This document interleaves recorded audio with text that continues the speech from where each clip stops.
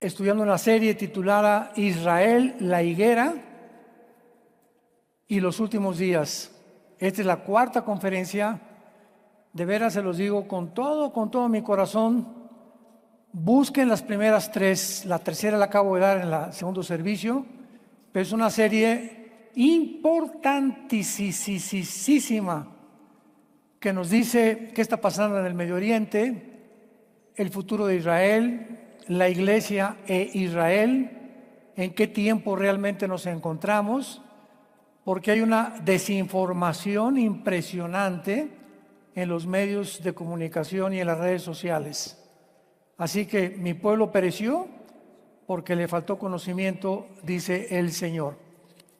En esta serie estamos tratando de ubicarnos claramente porque hay aparentemente en la Biblia algunas contradicciones, aparentes contradicciones. Una dicen es que nadie sabe el día y la hora. Es correcto, amén. Nadie sabe el día y la hora del regreso de Cristo.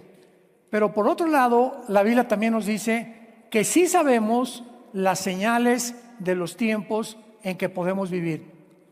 Cristo en Mateo 16 les dijo a los fariseos que eran unos hipócritas porque podían distinguir los arreboles y cuando se juntaban las nubes podían decir va a llover, pero ellos no fueron capaces de discernir los tiempos en que Jesucristo iba a venir. Así que estamos viendo claramente en esta serie de qué forma el 14 de mayo de 1948 que Israel recobra su independencia nacional y su soberanía es una de las señales más grandes que Dios nos ha dejado para que nos ubiquemos en qué tiempo estamos. Porque si Israel no hubiera regresado en 1948, fíjense lo que les voy a decir, la profecía, por ejemplo, de Ezequiel 38 y 39 de Gog y de Magog, que es la Tercera Guerra Mundial, no hubiera podido regresar y cumplirse esta profecía porque, como vimos en la conferencia anterior, Israel tenía que estar en su tierra para que se cumpliera la profecía donde el profeta Ezequiel dijo que cuando viniera la alianza de naciones a atacar a Israel, Israel tenía que estar viviendo en paz y con seguridad. Cosa que hace 2700 años, desde que Ezequiel escribió esto, Israel desde el 48 no ha tenido un solo día que no le estén lanzando bombas, misiles o cohetes. Si Israel no hubiera regresado en el 48, ¿cómo podían reconstruir el tercer templo? Ya ahorita se encuentra, ¿verdad?, el motivo de los rabinos de levantar el tercer templo de Israel. El Instituto del Templo se llama este proyecto, pero si Israel no estuviera en su tierra, ¿cómo iba ni siquiera a pensar levantar un templo?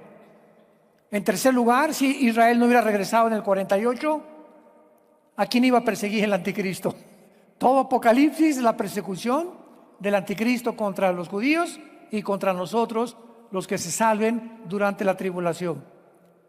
Así que no cabe duda que desde 1948, estamos hablando, ¿verdad?, aproximadamente de 75, 76 años ya, Israel ha vivido un tiempo de guerra tras guerra tras guerra. En el 48 los atacaron y ganaron. En el 56, la guerra del Canal de Suez, los atacaron y ganaron.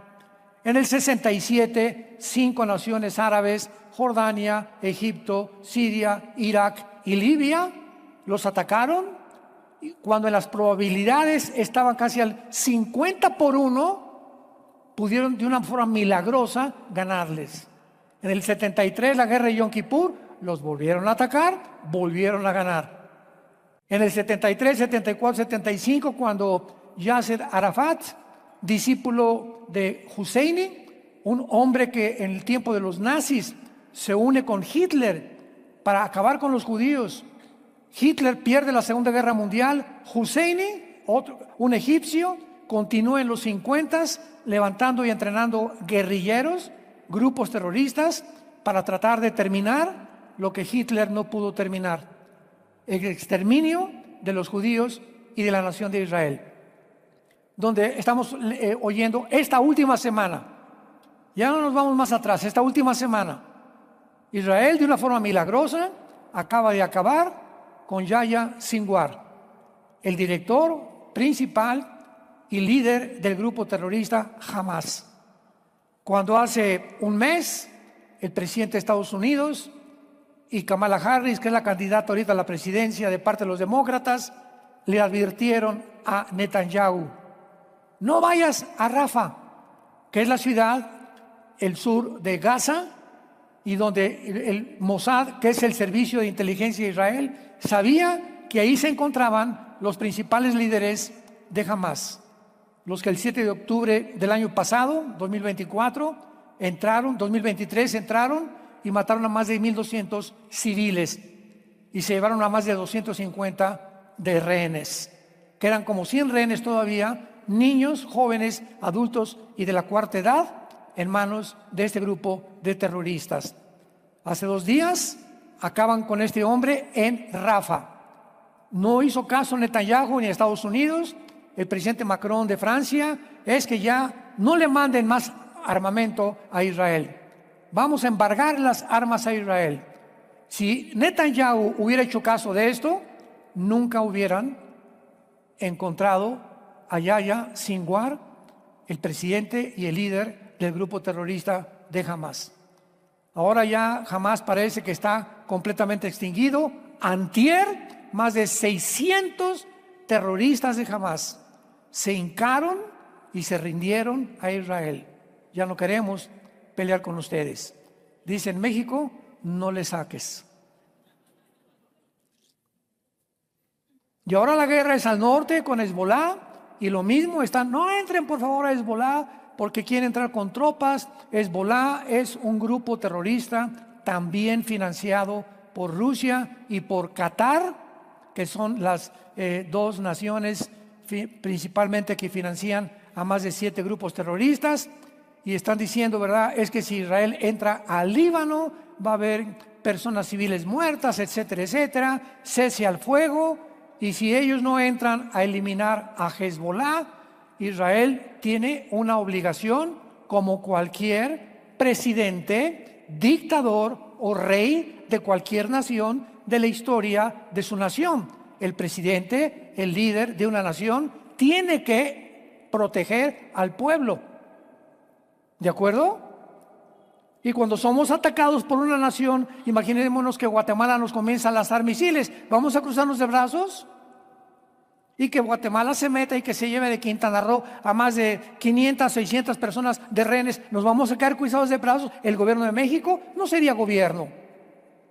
Entonces lo único que ha hecho Israel es defenderse y tratar de, eliminando los grupos terroristas, evitar y proteger en el futuro a su pueblo.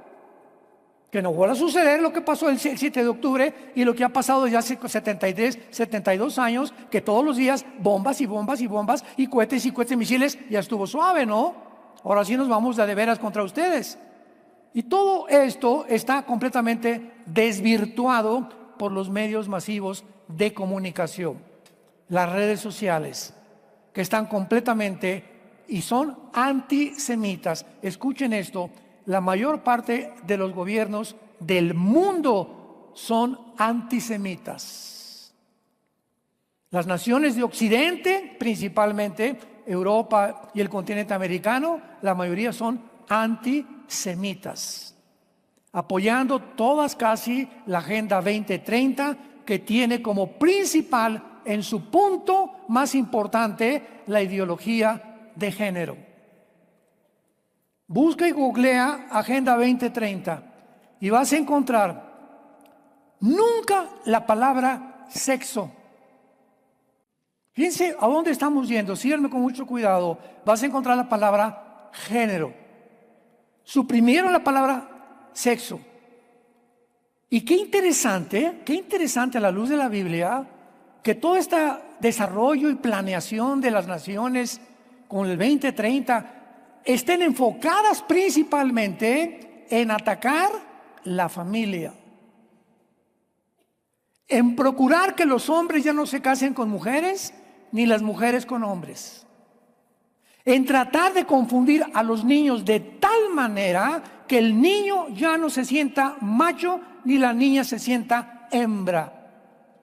Que puedan comenzar a considerar en sus mentes aún no desarrolladas neurológicamente que pueden cambiar de sexo.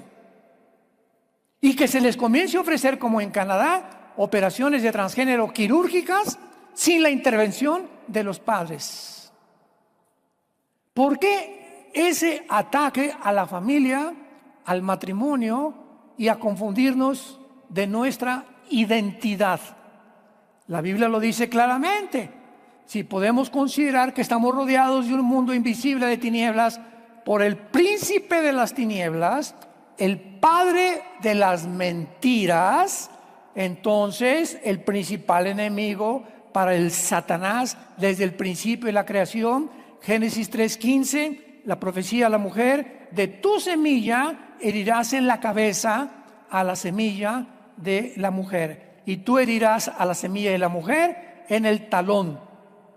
Desde el principio hay una guerra genética donde iba a descender el Mesías a través de casi 5,000, 6,000 años para que pudiera realmente venir como el libertador. Y desde entonces el propósito de Satanás es robarnos nuestra identidad. Escucha esto. Fíjate la mala estrategia de este ser que se llama Satanás, el diablo, el dragón, el príncipe Belcebú, el príncipe de las tinieblas, el príncipe de este siglo, en fin, todos los títulos que se dan. ¿Recuerdan ustedes Daniel capítulo 1? ¿Cómo comienza Daniel capítulo 1? Bueno, un rey en Babilonia llamado Nabucodonosor va a Israel y se trae a Babilonia, que es Irak. Cuando veas Babilonia en el Antiguo Testamento es, y se refiere a lo que es ahora la moderna Irak. Irak, Siria y Líbano. Apúntalo. Irak, Siria y el Líbano son la antigua Mesopotamia. Y cuando hablas de Babilonia, abarcaba el Líbano, Siria e Irak. Y Nabucodonosor da una orden cuando encuentran a 4 jóvenes, entre ellos Daniel, para que inmediatamente los entrenen para estar en el palacio sirviendo. Pero antes, y aquí ya vemos satánicamente el propósito, tenían que desprogramarlos, borrarles su religión, sus tradiciones, sus costumbres, su lenguaje. Y ya que estuvieran desprogramados, poder el imperio babilónico satánicamente listo para poder usarlos una vez que hayan perdido su identidad. ¿Qué es lo que está sucediendo otra vez? ¿Por qué el diablo quiere hacerte pensar que no eres lo que Dios te creó? Porque el momento que un ser humano pierde su identidad, en ese momento pierdes la brújula de tu vida. Cuando ya no sabes qué eres,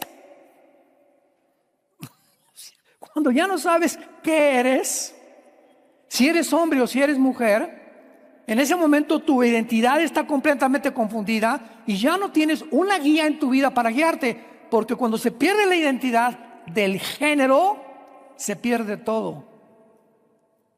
Y en ese momento te vuelves vulnerable a los ataques, a los dardos, como dice Efesios 6, del maligno en tu vida. Porque ya te puede manejar y manipular y puede meterte la identidad que él quiere en tu mente para que tú actúes conforme al nuevo programa que Satanás te mete a través de ideas que no vienen de la Biblia, sino que vienen del mundo secular.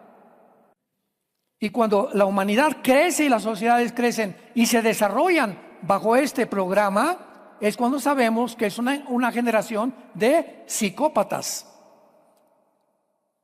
¿Quién es un psicópata? Psicológicamente hablando, es una persona, número uno, que le gusta ver a las personas sufrir.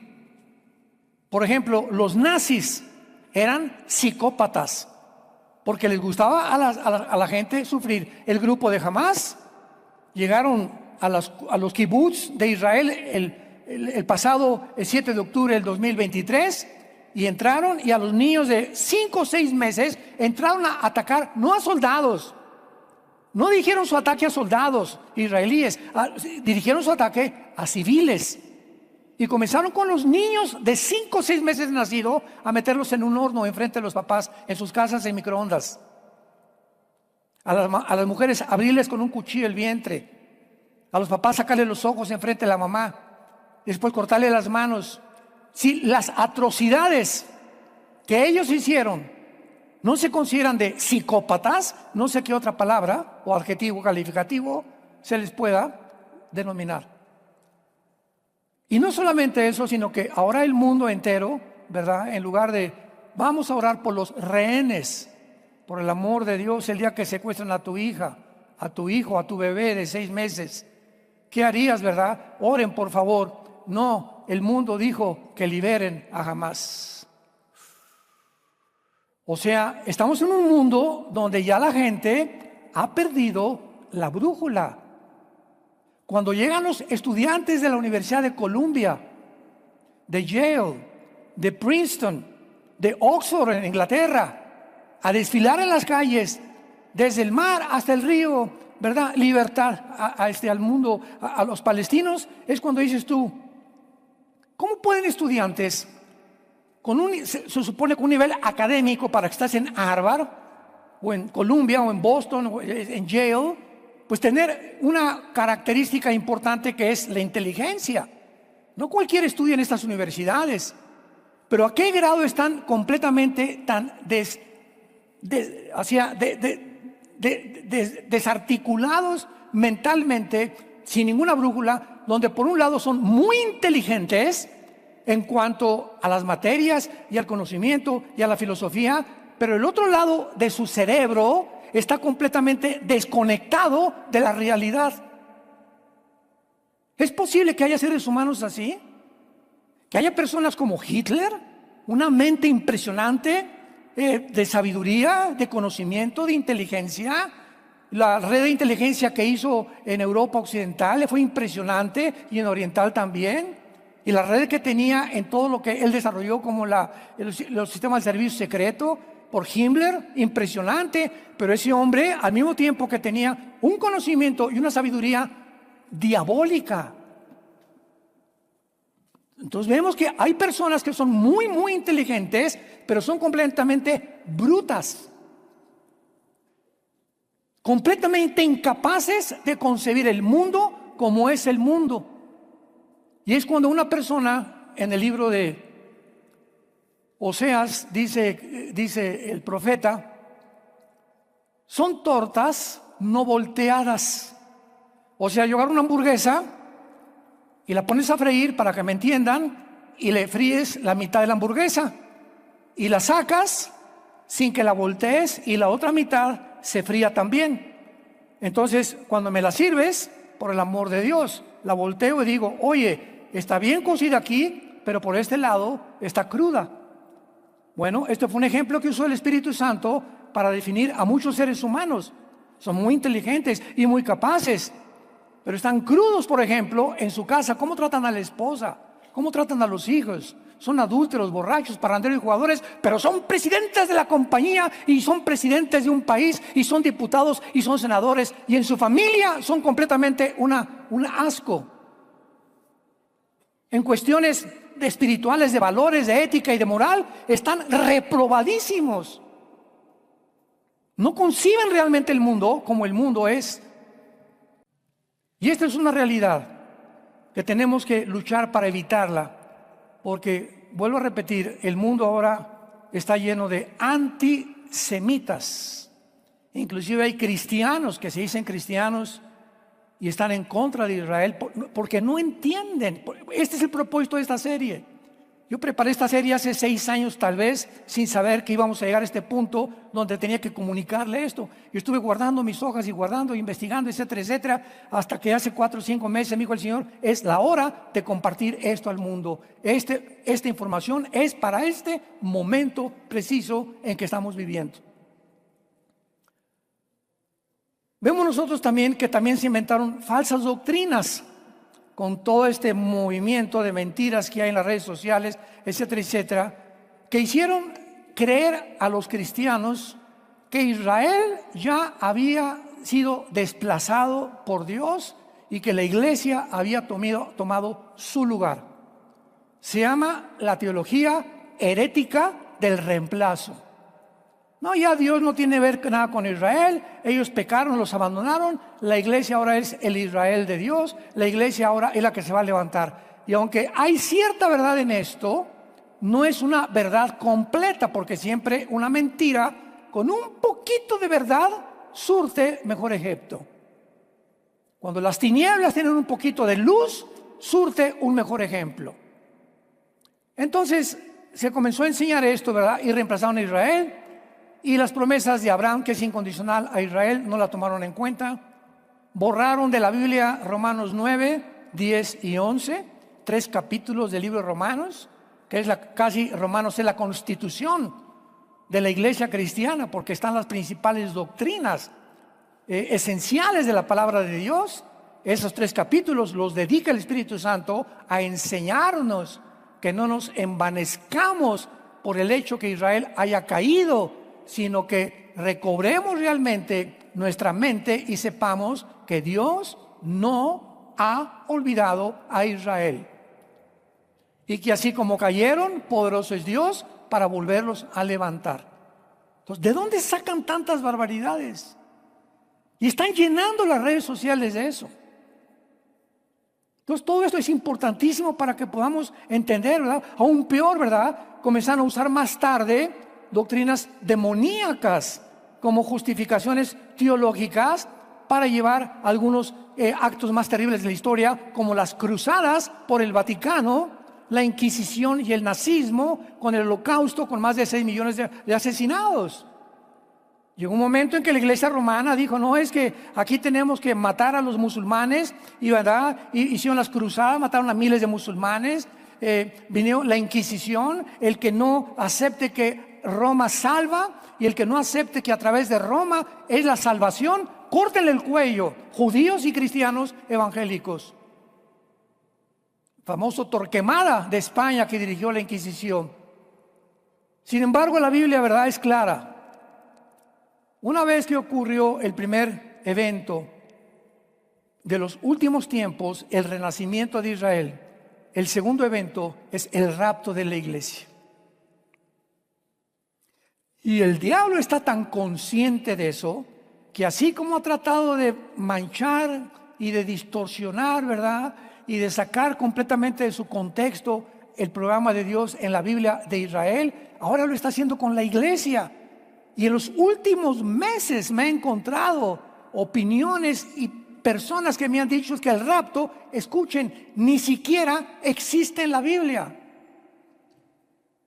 Ya no sé decir Jesús, María y José y el burrito que los acompaña. El rapto lo inventó un señor John Darby hace 2 siglos. Y de ahí él inventó la Biblia Scofield, que puso de moda el rapto de la iglesia. Cuando vamos al origen de la historia, Orígenes, Tertuliano y los padres de la iglesia creían en el rapto. ¿Cómo que hace 2 siglos? ¿Cómo que no está en la iglesia? Pues arráncale las páginas a Juan 14, a Primera de Tesalonicenses capítulo 4, a Primera de Corintios capítulo 15, a Apocalipsis capítulo 4. Arráncaselos, yo les decía a estas personas. Porque ahí está claramente el arrebatamiento de la iglesia. En el Antiguo Testamento hubo 2 casos. Enoc, que fue sacado del Hebreos capítulo 11 de su cuerpo y llevado al cielo, y Elías, que fue sacado de su cuerpo y llevado al cielo. Ahí tuvimos 2 raptos en el Antiguo Testamento, aunque la doctrina no estaba claramente explicada hasta que Dios se la reveló al apóstol Pablo, 1 Corintios 15, 51 al 53. Pero a ese grado hemos llegado, donde el diablo está atacando ahora, y los cristianos, por no tener la información suficiente, caen como mosquitos, ¿verdad?, como mariposas en la red. Dice la Biblia: en el hoyo que han hecho van a caer, y en la red que crearon van a tropezar.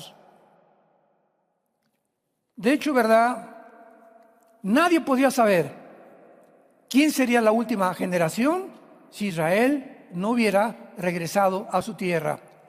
Leamos el pasaje que estamos usando en esta serie en Mateo 24. Voy a tratar en cada conferencia de leer este pasaje, porque hay muchos de ustedes que no han oído la anterior conferencia o las otras tres anteriores a esta. Dice Mateo 24, y este es el pasaje que está de base teológicamente y escatológicamente de toda esta serie de conferencias. Mateo 24, 32 al 34. Dice Jesucristo: de la higuera aprendan la parábola. Número uno, ¿quién es la higuera? Si nosotros identificamos la higuera, podemos entonces identificar y explicar e interpretar las palabras de Cristo. Y claro que sabemos que la higuera es Israel. Anteriormente, ¿verdad? Ya la Biblia mencionaba que el día antes de su crucifixión venía Cristo con los discípulos y vio una higuera, Jesucristo, y vio que no había fruto y la maldijo. Y los discípulos pasaron y dijeron: pero ¿cómo es posible que se haya maldecido con las palabras de Jesús? ¿Qué estaba haciendo Jesucristo? Dando una representación de lo que le vendría a Israel por haber rechazado al Mesías. Israel quedó casi durante 2000 años bajo una maldición, hasta que regresaron nacionalmente en el 48 a su tierra. Entonces, no hay ninguna duda, hay cantidad de pasajes en el Antiguo Testamento. Nos habla Dios que la higuera es Israel. Entonces, de Israel aprendamos esta parábola. Primer paso. Número 2, cuando ya su rama está tierna y brotan las hojas, saben que el verano está cerca.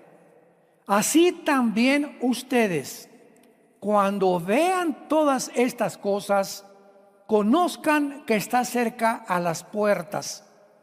De cierto les digo, que no pasará esta generación hasta que todo esto acontezca. ¿Qué es lo que nos está diciendo Jesucristo cuando escribió estas palabras? Israel, a los 70 años después de Cristo, llegó el general Tito romano, enviado por Vespasiano, su papá, de Roma, y arrasó con Jerusalén. Y algunos años después, en el año 135, Bar Kokhba, otro judío, volvió a rebelarse, y entonces Roma acabó totalmente con Jerusalén y la tierra de Israel. Y desde el año 130 o 70 después de Cristo hasta 1948, Israel vivió exiliado, los israelitas, en Francia, en Rusia, en España, en México, en todas las naciones. Y después de casi 2000 años, ¿quién se iba a imaginar? Porque es un caso único en la historia. No ha habido otro caso similar a lo que sucedió con Israel, que iban a idear el programa para regresar a su tierra, convertirse en una nación, convertirse en un ejército. Ahorita es el mejor ejército del mundo. El Navy SEAL, que es uno de los marinos que entrenan en Estados Unidos, y fue un grupo de Navy SEALs que mandaron a matar a Osama Bin Laden cuando localizaron a través de satélites dónde estaba Osama Bin Laden, que fue el padre de Al Qaeda o el que fundó Al Qaeda, y lo mataron. Se llama O'Neill. Y ayer acaba de dar una conferencia este ex Navy SEAL, que él fue el que mató a Osama Bin Laden subiendo las escaleras de Osama Bin Laden. Se paró Osama Bin Laden y le disparó paz en la frente y creo que también en el pecho. Murió inmediatamente Osama Bin Laden. Pues acaba de decir hace 3 días, Israel es el ejército más poderoso que he conocido y es el mejor estratega militar en la guerra urbana que cualquier otro ejército haya tenido, porque es el primer ejército que, en primer lugar, nunca antes de entrar a un lugar les avisa a los civiles que se salgan del lugar. Y número 2, nunca ha habido un ejército hasta ahorita que luche contra otro ejército vestidos de civiles. Todas las guerras son, ¿verdad? Los americanos de verde, los alemanes de negro, o sea, todo ejército tiene un color en su uniforme.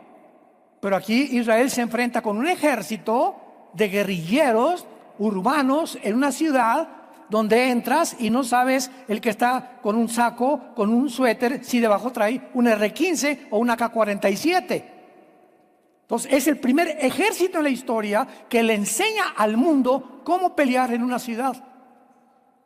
Y de una forma paradójica, fue el sueño de Castro y del Che Guevara. Cuando Castro mandó al Che Guevara a Bolivia en el siglo pasado para continuar con la guerrilla urbana, fracasó completamente el Che. Y le comunicaron a Estados Unidos: oye, aquí está este señor que ustedes están buscando. Se fue con 6 o 7 soldados. Agarran al Che, lo matan, ¿verdad? Y termina el sueño de expandir la guerrilla urbana en Latinoamérica. Entonces nadie lo había logrado más que Israel hasta el siglo XXI. Que pueden entrar a una ciudad y en medio de los civiles, y por eso lo han acusado, toda la propaganda, mentiras, Israel ya a los de Gaza, y mataron a 30,000 y había niños, y después se investiga que los niños que murieron es porque en la casa de esos niños y de esa familia, los del grupo de Hamás habían puesto cohetes en las casas y en las escuelas primarias y en los hospitales. Este grupo, que ni siquiera le importa a su pueblo, los palestinos, pusieron cohetes en lugares para que Israel no los pudiera atacar y culpar cuando Israel los atacara de que eran genocidas. Y todo esto se lo traga el mundo, se lo cree el mundo. Impresionante, increíble, al grado que hemos llegado de desinformación y de credibilidad de un mundo dominado por el padre de las mentiras, que es Satanás. El otro día, hace como 3 o 4 días, hubo una entrevista. Una señora que se llama Adela Micha, que es judía, entrevistó a un historiador. Buenísima entrevista. Y ella le pregunta al historiador: he oído pocos historiadores como este muchacho, también informados sobre el Medio Oriente en toda mi vida como él, la información que él tiene. Y cuando ella le estaba preguntando acerca de esto, ¿verdad? Le estaba preguntando: pero ¿cómo es posible que Israel pueda no perder? O sea, en el 48 ganaron, en el 56 ganaron, en el 67 ganaron, y no han podido acabar con ellos. Estamos hablando de 30, 40 millones de naciones alrededor de él que juran exterminarlo. ¿Qué es lo que está detrás de esto? Bueno, cuando ya la historia, ¿verdad?, no puede dar una respuesta más que, bueno, es el mejor ejército, nosotros tenemos una respuesta, simplemente es porque tienen a Dios de su lado. ¿Qué significa la palabra Israel? ¿Se acuerdan cuando le cambió Dios a Jacob el nombre? Que luchó con un ángel, que le dijo Dios: ahora tu nombre es Yisrael, que significa el que lucha al lado de Dios. Y por eso ahora Romanos capítulo 2 y Romanos capítulo 4 y Romanos capítulo 9, 10 y 11 nos llaman a nosotros, que fuimos injertados en la iglesia en el olivo que es Israel. Y ahora nosotros, al aceptar a Jesucristo, que es el Mesías, el Salvador de Israel que ellos crucificaron, al recibir la primera iglesia que fue judía, la primera iglesia cristiana, al tener una Biblia que es judía, verá, menos el Nuevo Testamento, y al ver que estamos heredando nosotros las riquezas de los que pudieron propagar en el mundo los valores morales, éticos, de conducta, a un mundo como Atenas, que era la campeona de la democracia y de no sé qué tantas cosas. Y Atenas, en una proporción de 5,000 atenienses, tenían 30,000 esclavos. Y en aquel mundo tú era eso, era un aprovechamiento de eso. Y llega el Antiguo Testamento y la Torá, y llega la Biblia y entra al mundo occidental, y los occidentales se espantan porque la Biblia va en contra de eso, de la esclavitud. Los esclavos de la Biblia eran siervos. Es como tu muchacha que trabaja contigo y le das un salario, pero no eres esclavo, porque la palabra doulos en el griego significa el que atiende al otro. No el esclavo como el que actualmente se acostumbra, ¿verdad? Como los negritos en Estados Unidos en los 50, 60, que los colgaban, los ahorcaban, los perseguían y violaban a las mujeres negritas. Entonces viene todo este conocimiento que revolucionó el pensamiento de las naciones occidentales, y Occidente comienza a cambiar. Y le comienza a dar a Occidente la prioridad a la familia, al matrimonio, a los hijos. Los gobiernos, algunos comienzan a ser revolucionados, como Estados Unidos. Estados Unidos se formó con la Biblia. Desde 1776 que hicieron la Constitución de Estados Unidos. ¿Quiénes formaron Estados Unidos en el siglo XVI, XVII? Los peregrinos cristianos que venían huyendo de la persecución de Roma en Europa y llegaron a Rhode Island, a lo que es ahorita toda esa península, ¿verdad?, del lado oriental de Estados Unidos, a Virginia, es el estado de Virginia, y llegaron con la Biblia en la mano los que llegaron a fundar Estados Unidos. Y hasta ahorita, ¿verdad? Yo creo que ya el año que entra, si no sale Trump, van a jurar sobre la Biblia del Mormón o sobre el Corán.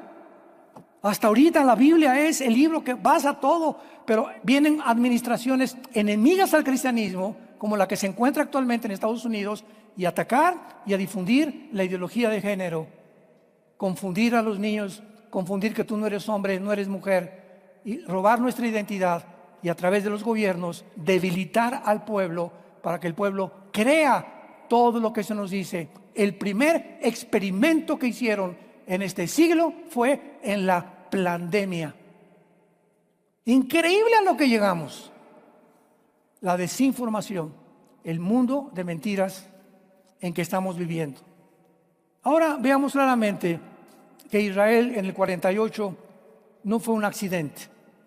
Fue algo planeado cuidadosamente por Dios, y de eso se trata esta serie. Abran sus Biblias en el libro de Esdras, capítulo 1, y vamos a estudiar las 5 etapas que se tuvieron que planificar, desarrollar, planear para que Israel llegara a su tierra en el 48. O sea, no solamente llegaron y ¡pum!, ya están los judíos en el 48. No. Hay un problema muy grave ahorita con los millennials, como le llaman, o creo que la generación Z, ¿verdad?, que son la última. Estos niños que están naciendo en este siglo XXI y a finales del siglo pasado, hay un problema gravísimo porque no conocen la historia. Ni de los nazis, ni la Primera y Segunda Guerra Mundial, ni del Imperio Otomano, ni la revolución sexual de los 60s, ni la introducción de las drogas en los 60s, de los grupos de rock satánicos, los Rolling Stones, AC/DC, ¿verdad? Todos estos que comenzaron a introducir, la forma como Dios usó a Michael Jackson para pervertir a 36 niños que los violó en su rancho. Entonces, toda esta historia que traemos del siglo XX se ha exacerbado en el siglo XXI, y estamos en un punto donde yo le decía a mi esposa anoche, le decía: Marta, yo veo a la gente porque teníamos un desayuno en mi casa, en la casa de ustedes, antier, y llegaron algunas personas y me dijeron: es que mi hija está estudiando en Londres.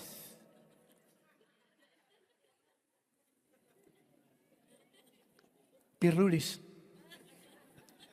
O sea, conversaciones tan vacías y tan vanas, ¿no?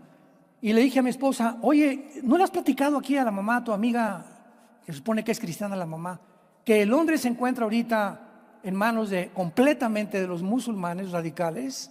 Que 53 naciones de Inglaterra estén en manos y dirigidas por musulmanes. Que está el índice más grande que hay de crímenes de violencia y violaciones en Inglaterra actualmente. Y ella dijo: no, es que mi hija no se mete con los musulmanes.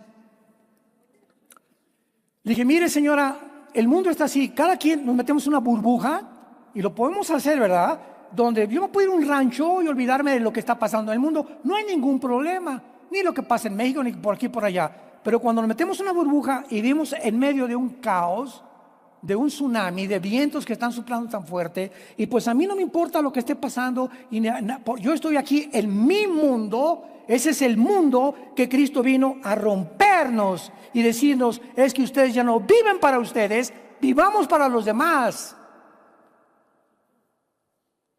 Cuando se entrevistó a Adela Michal, le preguntó a este historiador: ¿qué hacemos nosotros? Porque tú crees que pueda sobrevivir Israel. Y es imposible, porque dijo: todos los gobiernos en el mundo están completamente antisemitas contra Occidente. Y este historiador, de una forma muy sabia, contestó: ahora es el tiempo de nosotros. Le dijo: Adela, te doy gracias por la plataforma que me has permitido hablar a este mundo, y así tenemos que hacer. Ahora somos nosotros la gente la que tenemos que salvar. Nuestros gobiernos no nos van a salvar. Metamos esto en la cabeza. La mayor parte de los gobiernos están en la Agenda 2030, la mayoría son antisemitas, la mayoría son de izquierda.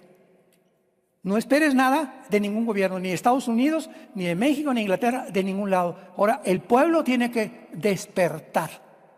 Y ahora como se usa el wokismo, que es el despertar a aquellos que estaban atormentados y que lo están convenciendo, que se levantan en contra de los que tienen, es la forma en la que los cristianos tenemos que despertar ya y cubrir con la sangre de Jesucristo nuestra vida, con el escudo de la fe, la espada del Espíritu, pelear la buena batalla de la fe y decirle al mundo la verdad.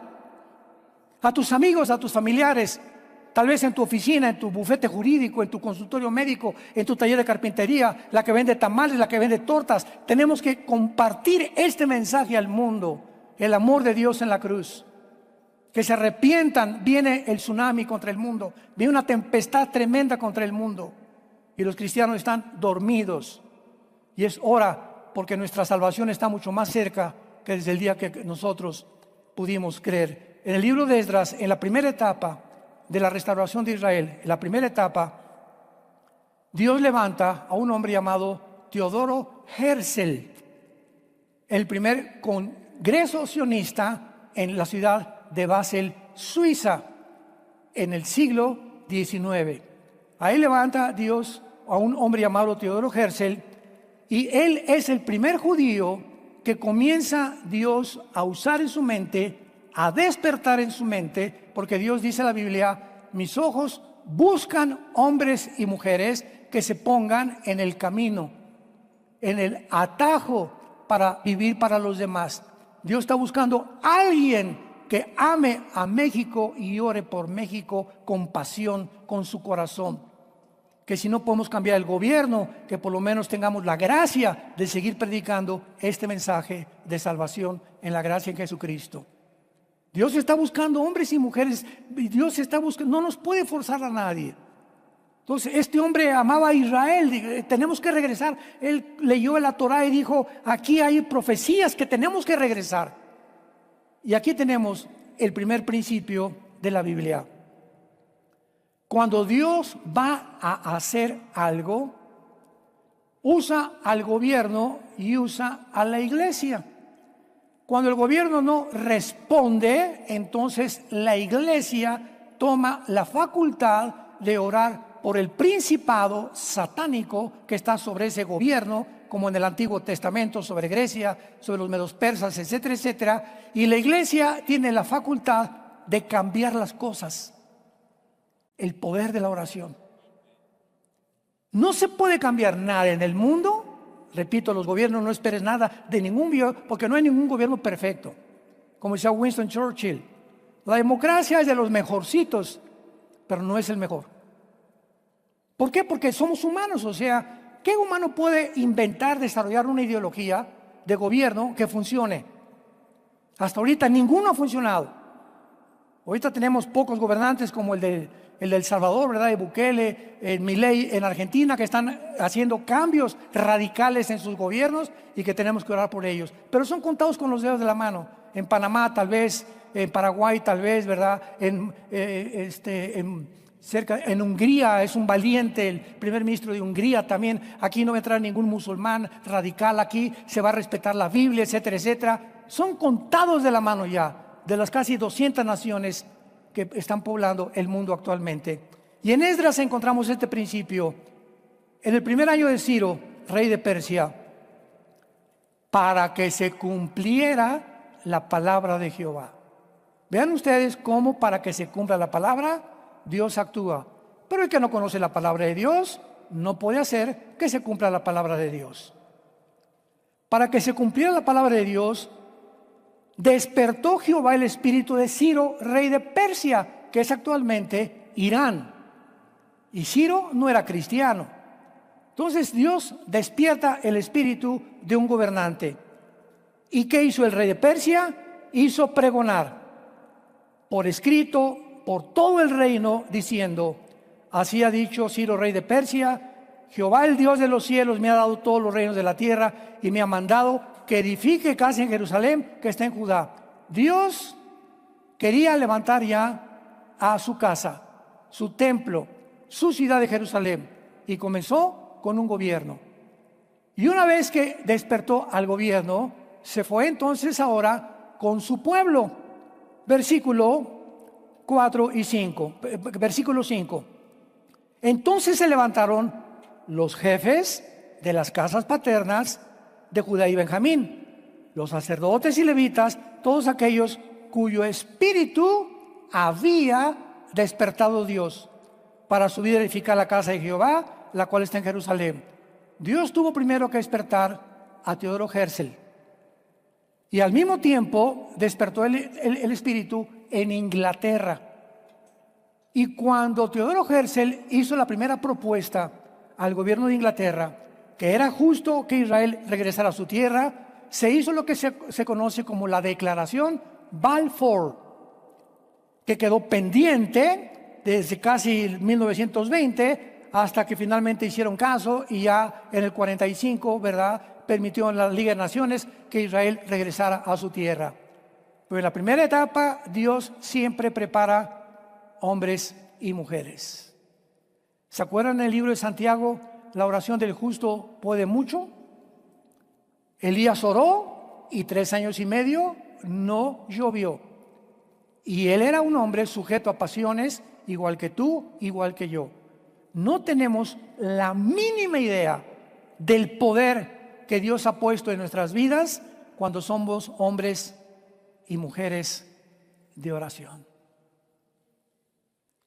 Cuando Dios ve a un hombre junto a su cama en las mañanas siempre, o a las 3, 4 de la mañana, a una mujer hincada o sentada, no importa la posición que tengas, para orar, intercediendo por su esposo, por sus hijos, por su trabajo, Dios va a abrir las puertas de los cielos y no te imaginas las bendiciones que va a derramar sobre tu vida y tu familia. No te imaginas. Pero sin fe es imposible agradar a Dios. Y esta fue la forma como inició el despertamiento de Israel. Lo seguiremos viendo en las siguientes conferencias. Inclinemos nuestra cabeza y digámosle a Dios en este momento.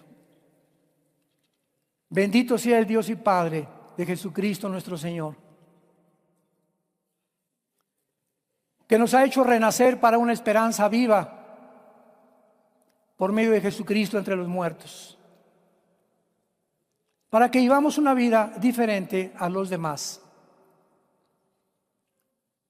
Saquemos de nuestra vida el egocentrismo, el solo yo, mis intereses, mi dinero, mi casa, mi destino, mi futuro. Porque ya no vivimos para nosotros mismos, sino por aquel que dio su vida en esa cruz y que resucitó para darnos una nueva vida. Y comencemos a interceder ya y a preocuparnos no solamente por nosotros, sino por un mundo necesitado, un mundo que se encuentra a la orilla de un abismo, un mundo que clama, gente estresada, angustiada, incierta del futuro. ¿Qué pasará si cae el dólar? ¿Qué pasará si sube el petróleo? ¿Qué pasará si me quedo sin trabajo? ¿Qué pasará si tengo una enfermedad? En mí tendrán paz, dijo el Señor. Mi paz les dejo, mi paz les doy. No tengan miedo, mi pequeña manada. Estaré con ustedes todos los días hasta el fin de tu vida. Ningún arma forjada contra ti prosperará. Dios condenará toda lengua que se levante contra ti en juicio, porque nuestra salvación no viene de gobierno, no viene de humanos, no viene de nadie, más que del Dios de la Biblia, que hizo los cielos y la tierra, para mostrarnos a través de Israel que Él es fiel en sus pactos, y que si Él fue fiel con Israel, mucho más será con la iglesia que su Hijo ganó mediante el derramamiento de su propia sangre. El que no escatimó a su Hijo, ¿cómo no nos dará todas las cosas si nosotros se las pedimos? Abre tu corazón en esta mañana y dile: Señor mío y Dios mío, perdona mis pecados. Creo que en la cruz pagaste por ellos con tu sangre preciosa. Ya no quiero ser igual. Ya no quiero vivir solamente para mí. Ahora tú me estás haciendo un llamado. ¿Cómo le dijiste a Abraham? Deja a tu padre y tu parentela y obedece el llamado que te estoy haciendo. Y la Biblia dice que Abraham salió sin saber a dónde iba. Esa es la fe. No necesitamos que nos explique Dios muchas cosas, simplemente nos está diciendo, los necesito. Sí, nos necesita Dios, porque Él usa instrumentos. Y dile, Padre, entra en mi corazón, creo que resucitaste de los muertos y dame la vida eterna, el perdón de mis pecados, porque te amo, Jesús.